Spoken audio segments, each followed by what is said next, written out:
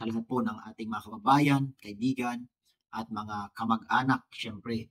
So magbigay tayo ng simple awareness sa bawat isa sa atin.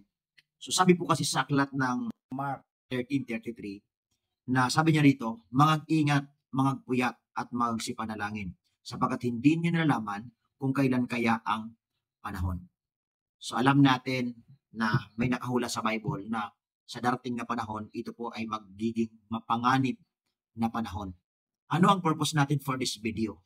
Ang ating pong purpose, magbigay tayo ng awareness sa bawat isa sa atin na ano ang dapat natin ngayon gawin, lalo na sa panahon po natin. Itong nababantang kaguluhan, gera, sistema ng mundo natin, sistema ng gobyerno natin. No? So wala tayong ibang gagawin. Di na tayo kailangan makisali para mag-udyok sa kung anong pwedeng mangyari na posibleng ikatakot natin, ikagimbal ng marami, ng maging ng ating pamilya. Kundi tayo po as a Christian, we focus on prayer. Hindi dahil magbantay tayo sa posibleng panganib na mangyari o tumingin lang sa kung anong mangyayari, kundi tutukan natin ng panalangin ang posibleng mga masamang mangyayari na hindi pa hintulutan ng Panginoon upang sa ganung kaparaanan maging ligtas tayo sa bawat panahon. Mangyari man yung mga bagay na yan, as long na tayo po ay nagtiwala at nanalangin sa Panginoon, may gagawin ang Diyos na higit doon sa mga bagay na ating ginagawa. Kaya we encourage everyone, mag-focus tayo on our prayer. Kaya na sa buhay natin, kung mayroon man tayong bibigyan ng pansin at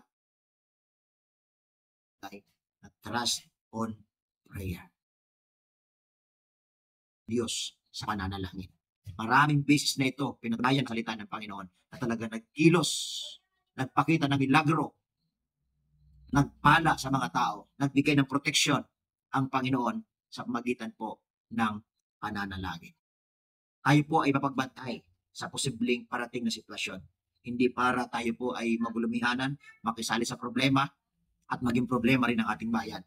Tapos tayo po ay maging bahagi at katuwang ng atin pong gobyerno sa ikatitibay, ikaunlad, at sa patuloy pa po na kaligtasan ng bawat mamamayang Pilipino. Sabi ng Bible, sa aklat po ng 1 Thessalonians 5:17, pray without ceasing.